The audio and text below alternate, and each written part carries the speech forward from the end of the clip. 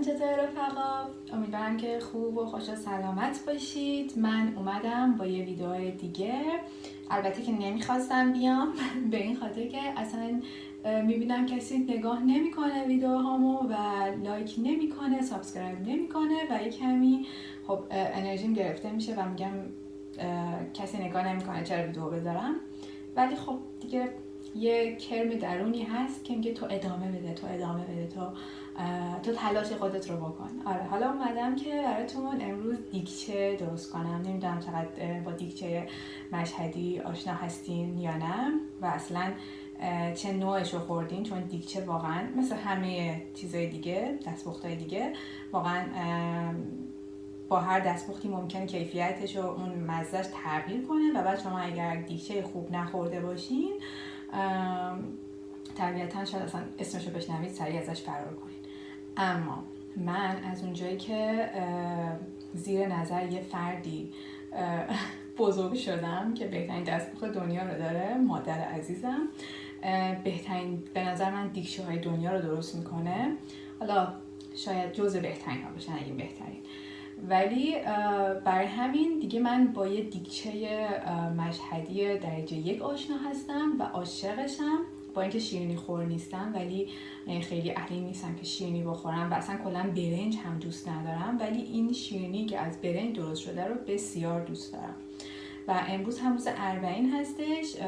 دیشب مامانم دیکچه درست کرده بود مشهد، منم هوسم کرد، گفتم که چرا من درست نکنم اینجا. میخوام برای اولین بار دیکچه درست کنم با تجهیزات کم، چون که مامانم گفتش که دیکچه رو باید توی قابلمه نچسب درست کنی که خراب نشه دیکچه و هی نچسبه به دیوارهای قابلمه اون برنج و شیر. ولی من اینجا ندارم و فقط قابلمه استیل دارم، ولی میخوام درست کنم چون که هوس کردم و اگر خوب بشه شاید به دوستان هم بدم و ببینم نظرشون چیه روی اولین دیکچه من. اما بریم که با هم دیگه این دیکچه خوشمزه رو برای اولین بار درست کنیم. شما هم این تجربه رو در کنار من داشته باشین و دعا کنیم واسم که خوب بشه.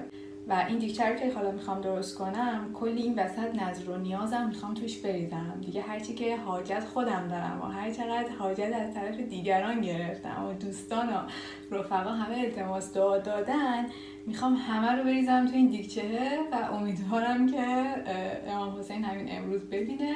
من به این چیزا اعتقاد دارم، واقعا میدونم که خیلی دعاهایی که دیگران در حقم میکنن و خیلی این انرژی ها واقعا کارهای من رو راه انداخته و خیلی حالم رو خوب کرده. پس بریم تا با هم دیگه دیکچه‌مون رو درست کنیم. فقط بچه‌ها قبل از اینکه بریم دیکچه درست کنیم، من امروز رفتم شیر نداشتم. برای دیکچه هم باید شیر داشته باشید دیگه. رفتم بیرون خرید کنم. بعد نزدیک خونه من، محلی که من زندگی میکنم، تقریبا افراد چینی زیاد هستن و بعد برای خودشون سوپرمارکت های چینی و کلی اصلا اینجا فکر میکنی که بعضی وقتا فکر میکنی که توی یه محله چینی ها هستی، ولی خب اونطوری نیست. حالا محلش محله چینی نیست، اتفاقا محله خیلی خوبی هم هست. البته نه که چینی ها بد باشن، حالا کلا خلاصه سوپرمارکت و الیمانتاسیون های اینجا زیاده چینی. بعد دیگه یه مدت زیادی بود که دلم میخواست یه سری از این شیرینی‌های ژاپنی چینی رو امتحان کنم. حالا موچی فکر میکنم یه نوع شیرینی ژاپنیه، ولی تو مغازهای چینی هم هست، پیدا میشه و منم از اونجایی که خیلی مدت طولانی داشتم میدیدم، دوست داشتم خودم درست کنم برای اولین بار، ولی گفتم کجا من اصلا دوست داشته باشم. برای همین رفتم دیگه خریدم. گفتم ولش کن، حتی اگه بدمزه هم باشه بخری و بعد پشیمون بشی. ولی یه بار دیگه تجربه کردیم، چون که اینجا معمولا خیلی اتفاق میفته که تو چیزی میخری و بعد پشیمون میشی، نه خوشمزه نبود. اینم با طعم توت فرنگیشو گرفتم.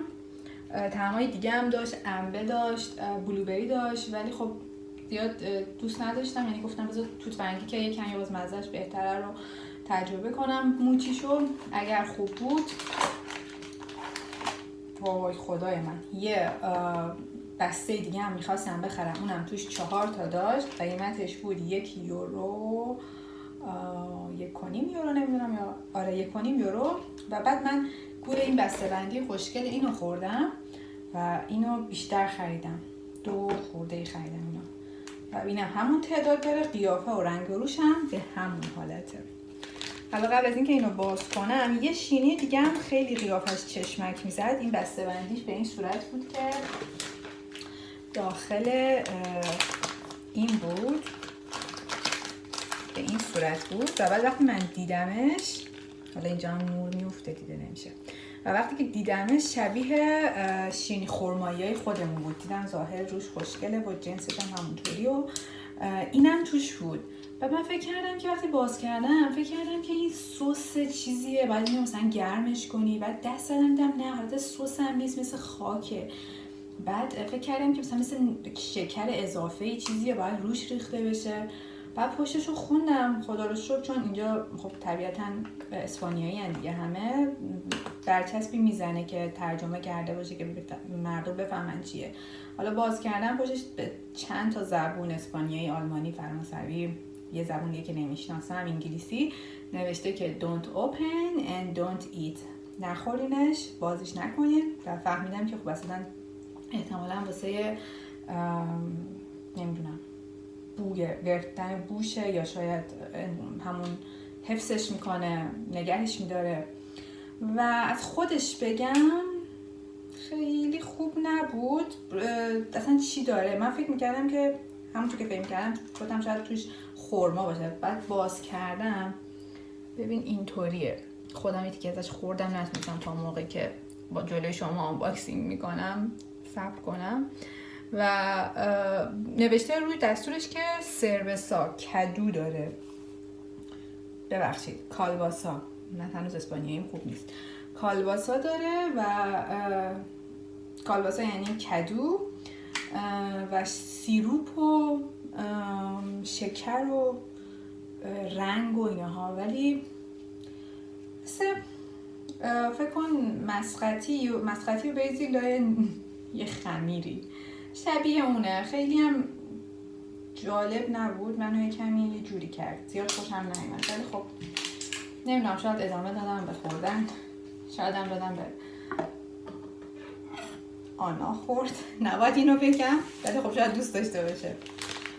حالا گفتم این موچی رو هم با شما باز کنم و تست کنم و اگر واقعا خوب باشه خودم درست میکنم، میرم موادش رو میگیرم و درست میکنم. ولی اگه خوب نباشه توصیه نمی کنم. بسم الله الرحمن الرحیم. خب بسته بندیش هم خیلی نرمه، وای خدا. ببینین حالا چه نوری افتاده. آره این یه کمی نرمه، دقیقا مثل مارشمالو میمونه، نرم. و بچه این هم توش داره از همون کاغذا، این هم از همونا توش داره که انگار فکر میکنم واسه اینه که خراب نشه میذارم. بوش که بوی توت فرنگیه، جنسش هم که نرمه. این احتمالاً توش هم یه ذره سیروپ توت فرنگی باید داشته باشه که نه، مثل حالت مربای توت فرنگی توش داره، ژلاتوره. چه بانمکه. خب بخوریم.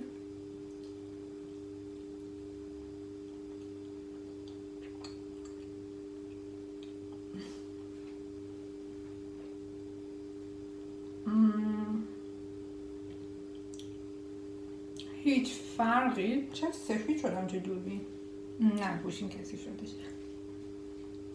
هیچ فرقی با همون مسقطی ما نداره. درست میگم مسقطی؟ این شینی های نرمی که ترکیه هم پیدا میشه زیاده، ایران هم توی بعضی از شهرهای تبریز و اینا هستش.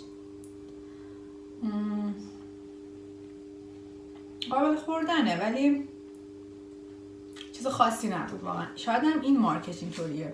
حالا دوست دارم از یه قنادی، اینجا یه قنادی خیلی معروف هست که اون خانمی که رئیس قنادیه توی کوردنبولو مثل من درس خونده و برای خودش اینجا یه قنادی خیلی شیک و بزرگ و درست حسابی زده و خیلی هم معروف شده. و بعد اونجا توی پیجش دیدم که اونم موچی گذاشته. حالا نمیدونم، شاید توی فروشگاهش باشه، شاید هم نباشه. اگر رفتم فروشگاهش اونجا هم میگیرم، امتحان میکنم که ببینم آیا به همین حالته یا خوشمزه تره یا خاص‌تره. اگر اینطوری باشه که واقعا چیز خاصی نیست این موچی که انقدر معروف شده و همه طرفدارشن. خب اینو من بعدش میخورم. بریم سراغ دیگچه خوشمزه‌مون که فکر نمی‌کنم هیچ شیرینی به پاش برسه. قبل از اینکه شروع کنم بهتون بگم که میدونم توی ویدیو ممکنه یه صدای خیلی زیاد دلرکاری و سر و صدای خرابی باشه، چون که همسایه داره تعمیرات انجام میده و عذرخواهم پیشاپیش که وقتی که تصمیم گرفته بودم درست کنم این سر و صداها نبود. یعنی چون من برنجم و از دیشب خیس کردم، باید حداقل 4-5 ساعت قبل برنج رو خیس کنی و همینطور برنجی که باید استفاده کنی تقریبا باید برنج نیمه باشه، بهتر میشه یعنی دیگچت. ولی من چون برنج نیمه نداشتم، برنج درجه 1 ایرانی که اینجا کمیابم هست، مادر عزیز از ایران زحمت کشیده، مجبورم از اونها استفاده کنم. ولی قبلش چیزی که فقط دیشب مامانم بهم گفت، چون نمیدونست میخوام درست کنم، بعد پشیمون شد، گفت نه نمیخواد درست کنی، اصلا ولش کن. گفتش که داشت توضیح میداد که حتما برنج رو قبلش بکوبی و نرمش کنی یا با دستت، ولی خب با دست کار سختیه. من این کار رو با گوشکوب انجام میدم، ولی طبیعتا احتمالا شما برنج نیمه دارید اگر تو ایران هستید، یا اگر از هر جای دیگه داری نگاه میکنین ویدیو رو، اگه خواستین برنجتون استفاده کنین میتونی اونو بکوبید. حالا چی شد که من اومدم دیگچه درست کنم روز 40 و این نیتم از چی اومد؟ دیشب وقتی که دیدم مامانم دیگچه درست کرده برای روز 40 واقعا احساس کردم که من اینجا الان یه عالمه گیر و گرفتاری آدمو براشون پیش میاد، برای خودت، برای دوستات میشنوی، برای اطرافیانت و خب احساس میکنی که شاید من اینطوریم، احساس میکنم که شاید با انجام دادن یک کاری که حداقل شاید اگر خیلی بهش اعتقاد نداشته باشن و آرومشون نکنن، حال خودم خوب میکنه و آرومم میکنه. و اینکه احساس کنم دارم با درست کردن یه شیرینیه که میتونم به حد اسمش رو بذارم شیرینی نظری، که دقیقاً یه شیرینی نظری توی ایران حساب میشه دیگچه، و واقعا وقتی که مثل شعله زرد وقتی که تو میخوای جای نظر بدی این شیرینی رو استفاده میکنی، این دسر رو استفاده میکنی. کم پیش میاد که همینطوری برای خوردن روزمره آدم دیگچه درست کنه. خلاصه منم گفتم همه نظر و نیازهای خودم و دوستان رو بریزم داخل این دیگچه، انشاءالله که واقعا حاجت روا بشیم. من خب به این چیزا اعتقاد دارم و خیلی نتیجه های خوب و مثبتی هم حتی ازش گرفتم. یکی از شاید این دیگچه که دارم درست میکنم یه دلیلش حتی گرفتن یه نتیجه خوب بوده از دعاهای قبلیم، یعنی یه جوری هم تشکر هم باز برآورده شدن بقیه خواسته ها و نیازهامه. خلاصه چند تا چیزی داخل این دیگچه هستش، امیدوارم که خدا قبول کنه. یکی از دلیلاش تشکر از دوست قشنگ و جدیدیه که پیدا کردم و همینطور خواستن یه اتفاق خوب تو زندگیش، چون که یه مشکلی براش پیش اومده و امیدوارم که این مشکل خیلی خیلی زود واسش حل بشه. حالا این دیگچه رو دارم درست میکنم که اول خدا یه نگاهی بهمون بکنه و اون مشکلات اون گره ها رو باز کنه خیلی راحت، و همینطور یکم از این دیگچه اگه خوب بشه، خوشمزه بشه، رو به دوستم بدم که تشکر کنم از اینکه دوستم شده. و اگه یادتون باشه هنوز خیلی نمیگذره، شاید 1.5 ماه 2 ماه کمتر باشه از اینکه من اومدم دقیقا جلوی دوربین و توی اولین ویدئوم گفتم که من دلم میخواد یه دوست ایرانی اینجا پیدا کنم، دوستی که شبیه خودم باشه، خیلی روحیاتش به من نزدیک باشه.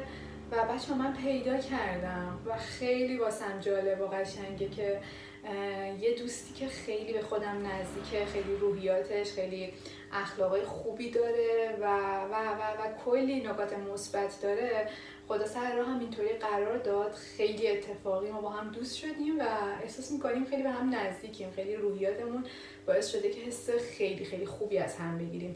چند تا کار خیلی بزرگی هم برای من انجام داد در یه اقدام کوتاهی که خیلی از نظر مالی یه اتفاقی به نفع من شد و من خیلی دیگه مدیون دارشم، واقعا نمیدونم چی بگم.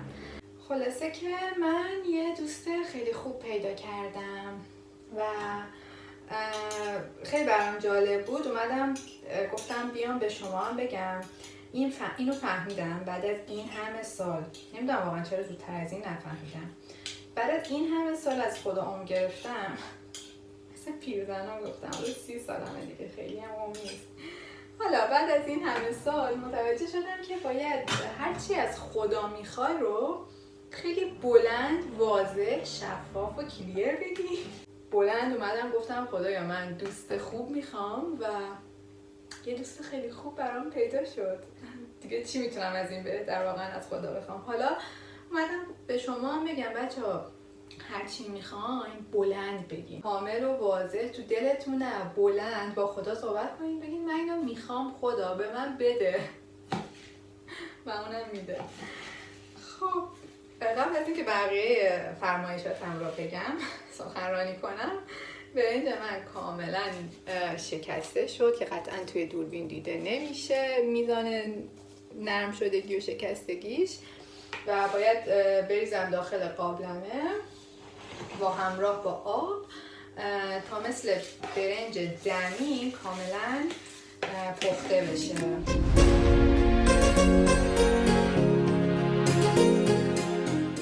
واقعا دیگچه درست کردن آسون نیست، چون که یه اشتباه کوچیک بکنی ممکنه واقعا کیفیتش رو از دست بده. ولی دیگه من اعتماد به نفس پیدا کردم توی مسیر و دیدم که بالاخره باید از یه شروع کرد، نمیشه به انتظار مادرم بنشینم و بگم خب مامانم بیاد واسم دیگچه درست کنه. خودم باید این کار رو انجام بدم تا یاد بگیرم. آخه من کلا از بچگی اینطوری بودم. مامانم همیشه خودش شعارش همین بود، همیشه حرفش این بود، میگفتش که برو خودت انجام بده تا یاد بگیری. میگفتم خب نه تو بیا بهم بگو مثلا اینو برام درست کن یا این کار برام انجام بده. میگفت نه خودت برو انجام بده تا یاد بگیری. حالا دیگه من باید خودم انجام بدم تا یاد بگیرم. با اینکه به من دیشب گفتش که نمیخواد درست کنی، من میام حالا برات درست میکنم. ولی من طاقت نمیارم صبر کنم تا مامانم بیاد واسم دیگچه درست کنه. خودم رستگار میشم. امیدوارم که دیگه فقط خراب نکنم. معمولا قراره که بیام جلوی دوربین و چیزایی که یاد گرفتم از قبل و بلد بودم آموزش بذارم براتون، ولی امروز گفتم که بذارم حتی از این دیگچه که هیچی بلد نیستم و نمیدونم که قراره چی پیش بیاد ویدیو بگیرم و بذارم واسه بچه‌ها. من چون گفتم شاید کمی اگه خوب بشه به چند تا از دوستان هم دیگچه رو بدم، برای این مقدار 2 تا پیمانه برنج نم کردم از دیشب و خب نمک هم نباید بزنیم. 2 تا پیمانه برنج نم کردم. الانم که دیدید کوبیدمش که نیمه بشه و آب میریزی روش. میزانش مهم نیست، شاید 2 لیوان 1 لیوان، در حدی که از سطح برنج بالاتر باشه، یعنی روی برنج رو بگیره و همینطور میخوایم برنجمون مثل برنج دمی کاملا پخته و نرم بشه. و وقتی که به اون مرحله رسید میتونیم شیرمون رو اضافه کنیم. شیر هم مامانم به من گفتش که 1 لیتر ولی توی سایت که خوندم فکر میکنم که نوشته بود 5 لیوان. حالا فکر میکنم همون اندازه باشه. 5 لیوان احتمالا هر لیوان رو 200 گرم در نظر گرفته همون 1 لیتر میشه. آب این که تقریبا برنجش داشت پخته میشد، شیر رو باید بریزیم و از اولش هم میتونیم توی دستورا که من دیدم بعضی نوشتن آخر هل و زعفرون رو اضافه کنیم، ولی بعضی از دستورا هم نوشته بودن هم اول میتونی این کار انجام بدیم. مامانم هم گفت میتونی اول همون هل و زعفرونش رو بریزی. حالا این یه کمی جوش بیاد و ببینم آبش داره خوش میشه، هل و زعفرون رو همراه با شیرم اضافه میکنم. خب من اول آب رو ریختم روی برنج و برنجم کاملا تقریبا باش باز میشد دیگه. تقریبا الان آب برنج روی سطح برنج رو گرفته و یه کمی دیگه بجوشه خوش میشه کاملا. برای همین قبل از اینکه خوش بشه آبش من میخوام شیر رو اضافه کنم. شیر رو هم چون 5 تا لیوان اگه بخوام در نظر بگیریم میخوام 3 لیوان بریزم، چون با همین پیمان من برنج اندازه گرفتم میخوام با هم اندازه هم شیر بریزم. خب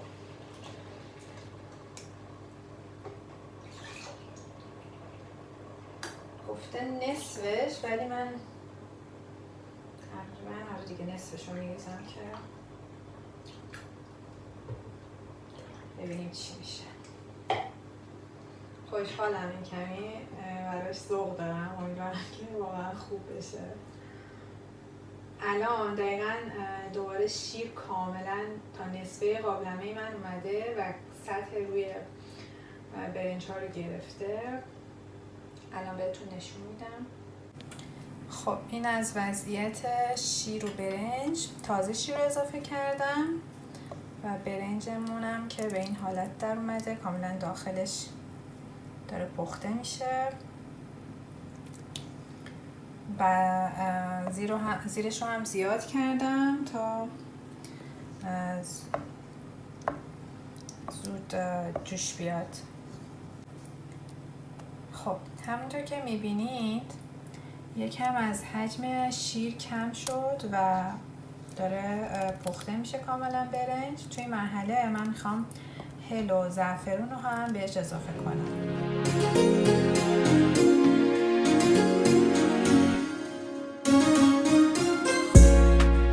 همونطور که دیدین من شعله رو روی 5 گذاشتم، به این خاطر که وقتی 4 میذاشتم هیچی حرکتی انجام نمیشد و نمیجوشید. روی 5 گذاشتم تا بجوشه و فکر کنم شما باید شعله زیر قابلمه‌تون رو حدی بذارین که این کمی فعالاتی انجام بشه روش یا بجوشه. خب حالا میخوام هل و زعفرون رو اضافه کنم. میدونید که اینم یه چیز کاملا نسبیه، دست خودتونه. حالا از کم شروع میکنیم تا ببینیم چی میشه. من به اندازه 1/4 قاشق مرباخوری دارم استفاده میکنم، نوک قاشق مرباخوری. احتمالا بیشتر از این نیاز هست. تقریبا نصف قاشق مرباخوری هم هلم رو اضافه میکنم، چون هل میدونم باید زیاد باشه. چی بشه این شله قلمکاری که من دارم درست میکنم. گفتم شله، حواس شله هم کم. خب این زعفرانش کمه و همچنان زعفران میخواد، باید بازم ریخت.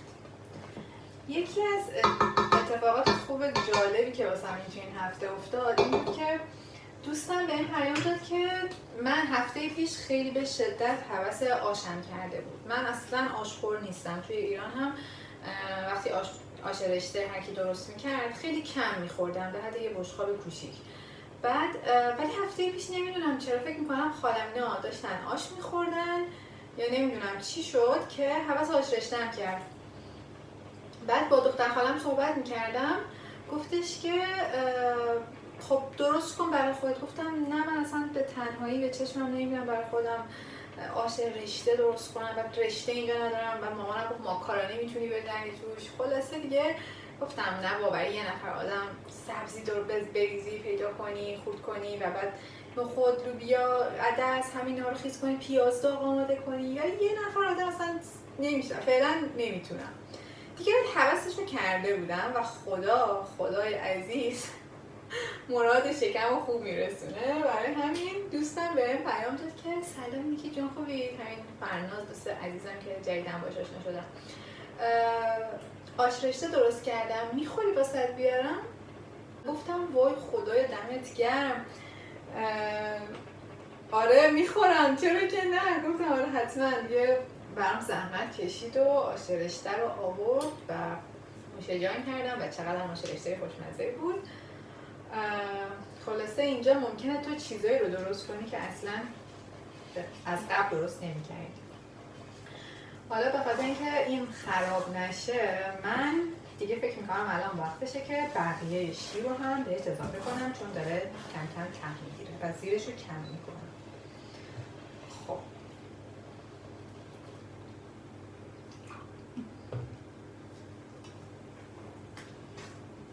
مامانم گفت باید مراقب باشی که این استیله نچسبه، اگه بچسبه خراب میشه.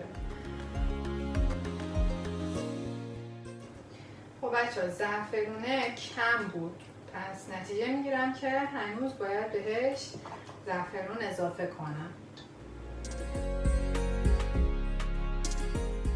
توی این مرحله های آخر دیگه کم کم فکر میکنم باید گلاب و شکرش رو هم اضافه کنیم.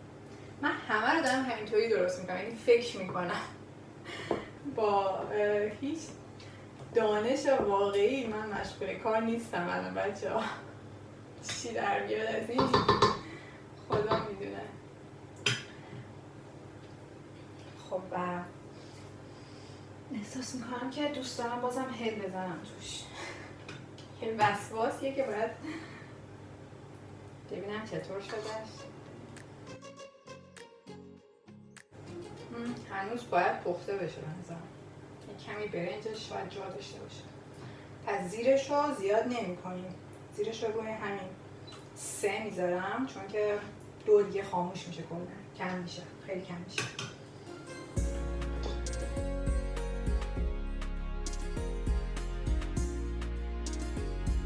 خیلی واسه سوق دارم، امیدوارم که خوب بشه. خب ببینین رنگ دیگچه من اینطوری شده و بازم به این خاطر که نمیخوام ته بگیره میخوام بقیه شیر رو هم که کامل دیگه اندازه این که باید میریختم بریزم و اجازه بدم تقریبا حدود 30 دقیقه بمونه. اینطوری که من توی سایت خوندم گفته 30 دقیقه اجازه بدید که پخته بشه و بعد که پخته شد و دیگه کاملا داشت جا میافتاد شکر و گلاب و اینا رو اضافه کنید. حالا باز تا اون مرحله دوباره بهتون میگم. این تا اینجا. اونایی که تا حالا دیگچه درست کردن بیان بگن مراحل چجوری پیش رفتم، درست بود، اشتباه بود. چقدر برای اولین بار دارم موفق عمل میکنم.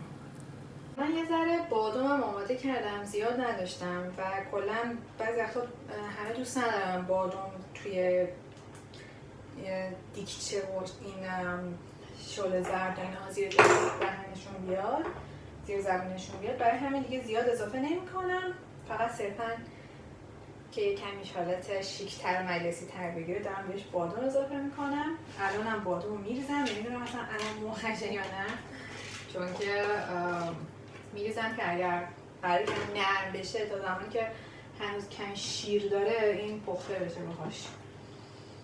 این کاملا بچه‌ها داره جا میفته، یعنی هنوز شیر داره، هنوز به اون صورت چیز نشده، شیرش خوش نشده، ولی قشنگ مشخصه که داره جا میفته، لعاب پس میده و همزمان من باید همه بزنم که ته نگیره، چون میخوام که توی اگر بشه مایتابه دمش کنم، به این خاطر که میخوام تهدیگ داشته باشه و بتونم بکنم و اصلا اصل دیگچه به همین تهدیگشه به نظرم. یعنی معمولا من دیگچه که تهدیگ داره رو ترجیح میدم بخورم، اونی که نداره رو میگم اون رو نمیخوام اگر که خیلی گشنه باشم، ولی به خاطر اون تهدیگشه که اصلا دیگچه میخورم. تو این مرحله میخوام شکر و گلابش رو هم اضافه کنم. شکر هم 1 لیوان مامانم گفت و توی سایت هم دقیقا خوندم 1 تا 1.5 لیوان بسته به ذائقه‌تون داره. حالا من به همون 1 پیمانه اندازه 1 پیمانه که گفته بود به اندازه تقریبا 1 پیمانه چون برنجمو تا اینجا خیس کرده بودم، شکرم من تا همینجا ریختم. شما پیمانه هاتون رو اگر استفاده میکنین همیشه واسه هر شیرینی و هر چیزی که با پیمانه دارین اندازه میگیرین از یه پیمانه استفاده کنین و حواستون باشه مثلا اگه سطحش لب تا لب پر کردید، آرد بوده، شکر بوده، هر چی بوده، اگه لب تا لب پر کردید به همون اندازه اینکه یه پیمانه شکر لب تا لب یا یه پیمانه آرد لب تا لب. حالا برای برنجم من چون برنجمون یه پیمانه کامل از این استفاده نکردم و تا تقریبا 3/4 رو پر کردم، شکرم همونطوری تا همون اندازه یه پیمانه رو در نظر بگیرم و گلاب هم بهش اضافه میکنم. گلاب هم گفته نصف پیمانه، من تقریبا همون نصف پیمانه رو اضافه میکنم.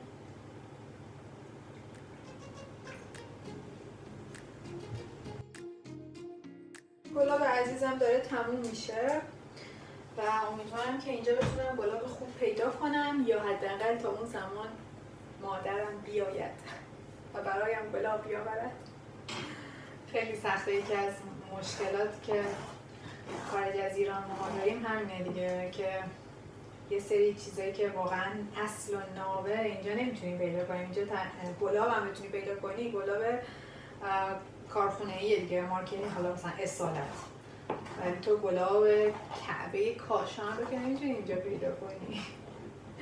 خب بچه این به خاطر اینکه دیگه داره تقریبا زیرش میگیره و به نظر من شیرش دیگه داره اندازش برابر میشه با برنجش، من باید فکر کنم شکر و گلابمو دیگه الان اضافه کنم. خودش هم توی سایت نوشته بود تقریبا 30 دقیقه بذارید شیر بجوشه و وقتی دیگه داشت آب میداد اون موقع شکر و گلابتون رو اضافه کنید بهش.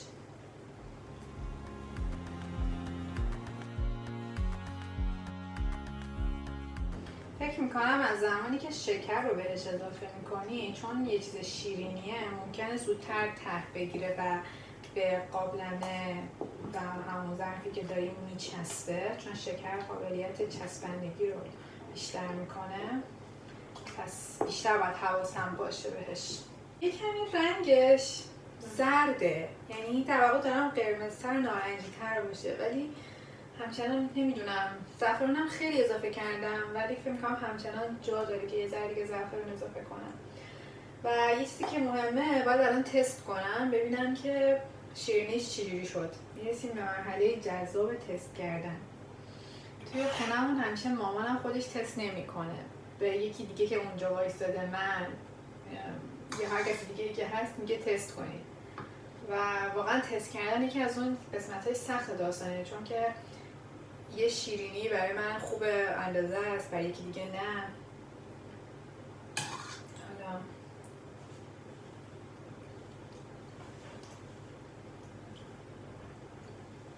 من احساس میکنم که شیرینیش کمه. وسط کار آنا اومد دیگه، ویدئو رو قطع کردم. حالا اینو که تست کردم دیدم که کمی شیرینیش کمه، برای همین تقریبا اون اندازه که گفته بودم یه پیمانه، یه نصفه دیگه بهش اضافه کردم و میزانش رو بیشتر کردم، یعنی تقریبا همون یه پیمانه پر یا 1.5 پیمانه. شما از کم شروع کنین، اضافه کنین تا اگر دوست داشتین، هر چقدر که دوست داشتین شکرش باشه، وقت زیاد نشه که شیرین بشه و دلتون بزنه.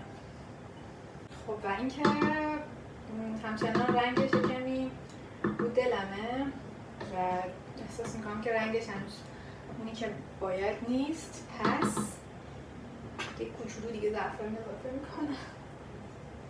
دیگه خیلی پر زعفرانی میشه و تا صبح فکر میکنم اونه که میخورن نمیخوابن. تا حالا شده که یه وسواسی پیدا کنین روی چیزی که دارین درست میکنین؟ حالا من وسواس زعفرونه رو که فهمیدم پیدا کردم، چون واقعا خوش رنگ شده ولی همش به چشم من کم رنگ میاد. اونو که دارم ولی الان خوردم دیدم هنوز شیرین نیست. نمیدونم شکرهای اینجا واقعا شیرین نیست یا من شکر کم ریختم. احساس می‌کنم که هنوز جا داره که شکر بریزم. تقریبا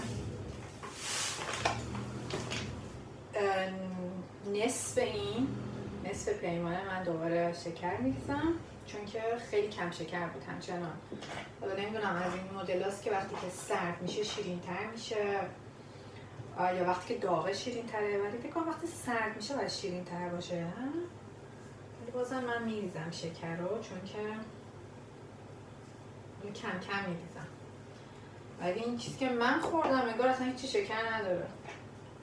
فکر میکنم هر دختری همیشه اولین غذایی که درست کرده رو یادشه. حالا شاید اولین نوع مثلا اون خورش رو یادت نباشه، مثلا بگی که اولین بار که قرمه سبزی درست کردم یا اولین بار که قیمه درست کردم. من یادم نیست. یا حتی یادم نیست که اولین بار که حلوا درست کردم. یه خاطره کوچیکی ازش دارم که فقط یادم سوخت و بوی سوختگی کرد. ولی خب الان مثلا شاید این خاطره اولین دیگچر هیچ وقت یادم نره، چون که شرایطم خیلی تغییر کرده. ولی اولین غذایی که درست کردم اون کاملا یادمه. سال اول راهنمایی بودم، تابستونی بود که 5 دبستان تموم میشد، میرفت اول راهنمایی فکر کنم. مامانم به من گفتش که ما از خونه میریم بیرون، من و پدرت، تو برنج درست کن، کبابم درست کن. من نمیدونم به یه دختر 11 ساله چرا باید پلو کباب بگی درست کنه.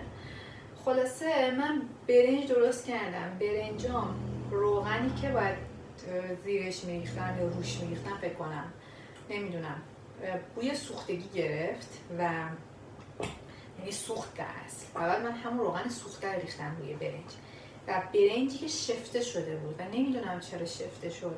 نمیدونم مثلا یادم نیست که دمی بود یا صافی بود، ولی برنج من شفته شد و بعد اون برنجای شفته‌ای که چسبیده به هم که مثل سنگ شده به دیوار میزنی برمیگرده، روغن سوخته هم فکر کن بریزی. بعد با اون وضعیت یک کبابی هم درست کردم که گوشتش یه طرف پیازش یه طرف، یعنی کبابم همینطوری اصلا یه وضعی بود در خودش. بعد ولی خوردن. حالا مامانم که بازی میکرد با غذا زیاد نمیخورد، ولی بابام همه رو خورد. بعدم تشکرم کرد طفلی، گفت چقدر خوشمزه شده، دست درد نکنه دخترم، برای اولین بار خیلی خوب بوده. خیلی جالب بود که من خودم نتونستم بخورم. قشنگ چهره خودم رو یادمه که گفتم این چه غذاییه، این چقدر بدمزه است، بابا نخور مریض میشی، چجوری داری میخوری. خندم هم گرفته بود، ولی بابام با خیال راحت میخورد و خیلی هم خوشش اومد اونجوری که ازم تعریف میکرد. ولی خب خیلی یه آش شده قلمکاری بود که نگم برات، خیلی بد بود و واقعا خدا بیامرزه پدرمو، خدا پدر مادر شما رو حفظ کنه یا اگر نیستن رحمت کنه، جاشون تو بهشت باشه. واقعا پدر مادر رو خیلی موجودات خاصی هست. نمیدونم بابام چرا این کارو میکرد، چرا انقدر به هم قوت قلب داد. شاید به این خاطر که من هیچ وقت اون انگیزه رو از دست ندم و اعتماد به نفس داشته باشم. دیگه بعدش یادم نیست که کی شروع کردم به آشپزی و روز به روز بهتر شد، ولی این صحنه رو یادمه که سال اول دبیرستان بودم و رفته بودم کلاس زبان، پروژه که استاد زبانم ازم مخواسته بود در مورد غذاها و خوراکی‌ها و چیزایی که دوست داریم، چیزایی که بلدیم درست کنیم بود و من اون زمان نوشته بودم که خورشت بادمجون، خورشت قیمه، پلو مرغ، ماکارونی رو خیلی خوب درست میکنم، چون غذاییه که دوستشون دارم. و اونجا سال اول دبیرستان استاد زبانم خیلی خوشش اومده بود و تعجب کرده بود، تو هنوز خیلی سنی نداری، 16 سالته و این غذاها رو خوب بلدی؟ گفتم آره من نگم براتون استاد، از اولین غذایی که درست کردم که اون زمان که شما 11 سالگی فکر کن شروع کنی به برنج سوخته تحویل دادن، یه اعتماد به نفس داری که توی 15 سالگی 16 سالگی پلو مرغ درست کنی و بعد بگی احساس میکنم که توی درست کردن خورشت بادمجون تبحر دارم. تو فکر کن تو باید انقدر اعتماد به نفست اومده بالا که توی درست کردن خورشت بادمجون تبحر پیدا کرده بودی تو اون سن. حالا الکی بود، واقعا تبحر کجا بود. همین که احساس میکردم هر کدومشون به یک سمت نمیره بادمجونش، پیازش، آبش، خورش، گوجهش، اینا هر کدوم به یه سم نمیره و همه یه ترکیب رو کنار هم دیگه دارن و مزهش هم قابل خوردنه. بعضی وقتا حواسم هست که شور نشه و از دست در نره. این یعنی که تبحر داشتن در یه غذایی.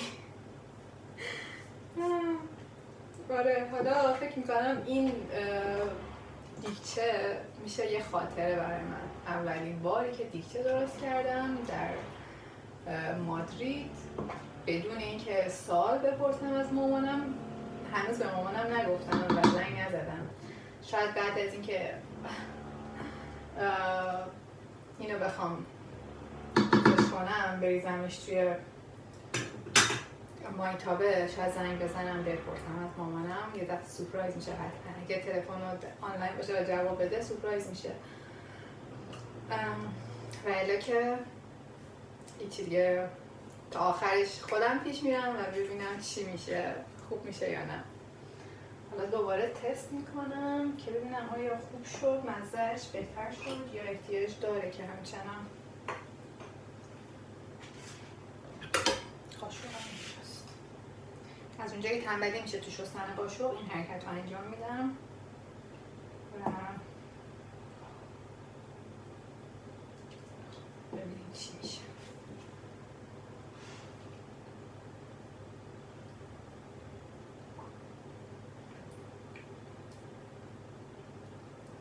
نمیدونم هنوز نفهمیدم.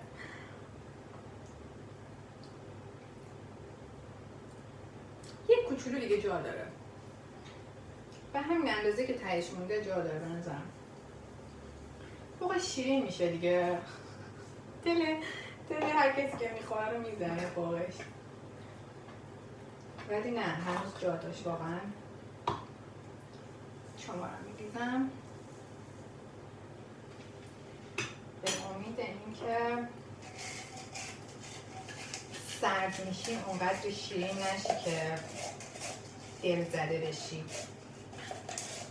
آخه دیگچه هست دیگه، دیگچه باید شیرین باشه، دیگچه که نباید بیمزه باشه. اگه بیمزه باشه میشه برنج زعفرونی، میشه تهچین.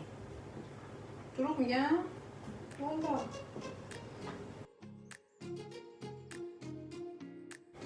برم به مامانم زنگ بزنم ببینم واکنشش چیه. کاش یه دوربین دیگه داشتم میتونستم از واکنش مامانم واسهتون ویدیو بگیرم.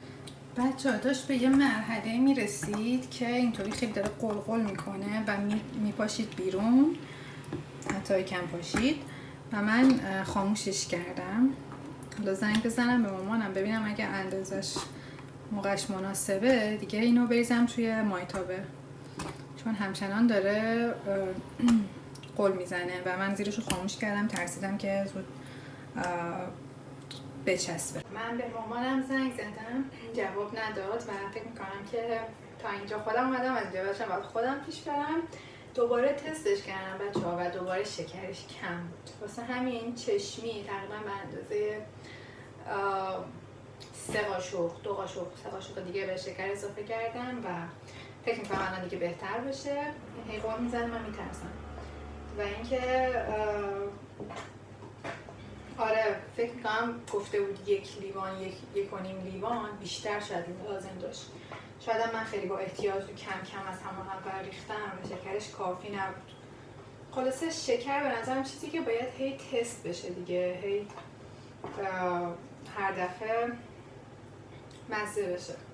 بعد بچه یه چیز دیگه که من هیچ وقت ندیدم مامانم توی دیگچه کره بزنه یا نشنیده بودم هیچ وقت ازش، ولی توی این دستورای تو سایت نوشته بود کره و خامه هم بزنی، شاید خوشمزه ترش کنه دیگه. خامه چرب‌تره، کره هم همینطور. حالا زیاد هم نیست حجمش، 20 گرمه. میخوام 20 گرم کره بهش اضافه کنم و بعد بریزم توی مایتابه و بذارم تدیک داشته باشه، زیرش تدیک ببنده. الان به خاطر اینکه چیز نشه اینو زیرش رو کم میکنم نگیره زیرش.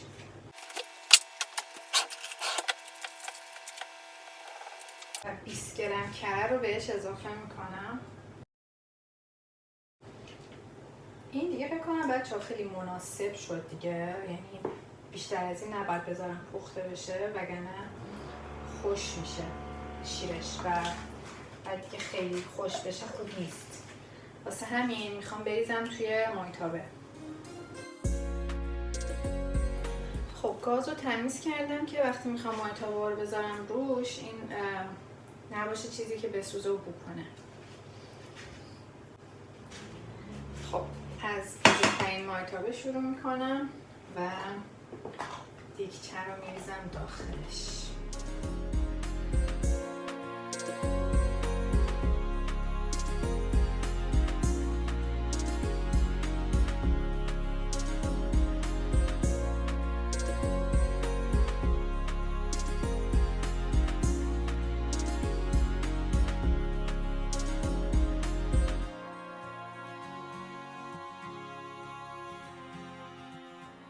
بچه‌ها من اینا رو ریختم تو مایتابه و هر کدومشون مایتابه بزرگ نداشتم، هر کدوم تو 3 تا مایتابه ریختم.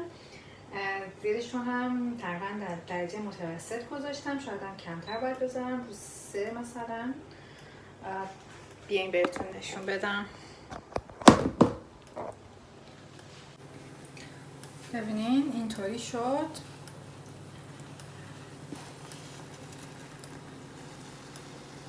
و حالا باید زیرشون رو روشن کنم تا کمی بگیره.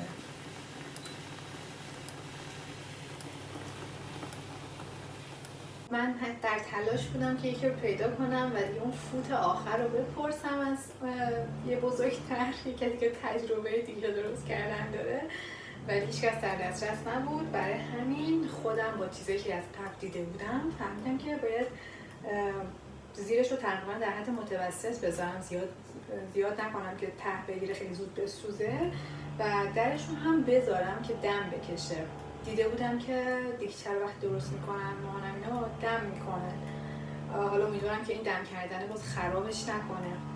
البته که شاید هم باید جمع کنی بذارم که بخارش نریزه روی اون. آره نمیدونم، برم اونم امتحان کنم. گذاشتمشون رو دمشون کردم، امیدوارم که دیگه خوب بشن و حتما دوباره از نتیجهش هم براتون میگیرم. مرسی که دوباره وقت گذاشتید و این ویدیوهای من رو دیدید. ممنونم که تا اینجا همراه هم بودین. لطفا شما هم برای من موقعی که دارین دیگچه درست میکنین دعا کنین، به یادم باشین. امیدوارم که حاجت هم با درست کردن این نظری برآورده بشه و برای اون کسی که دعا کردم البته مهمتر از خودم به خواسته هاشون برسن. تا ویدیوهای دیگه فعلا. خب اینم از دیگچه های من. وقتی که از ته‌دیگ حرف میزنم منظورم اینه، این رنگی باید اینطوری خوشمزه و خوش رنگ بشه. خب خیلی به نظرم مثل دیگچه های مامانم نشد. قطر دیگچه هم کم شد به این خاطر که من کم ریخته بودم توی مایتابه، ولی شاید مزهش بد نشده باشه. یه سمتش اینطوری است و وقتی برمیگردونی اینطوری میشه. حالا میرم تا بریزم توی این ظرف برای دوستم.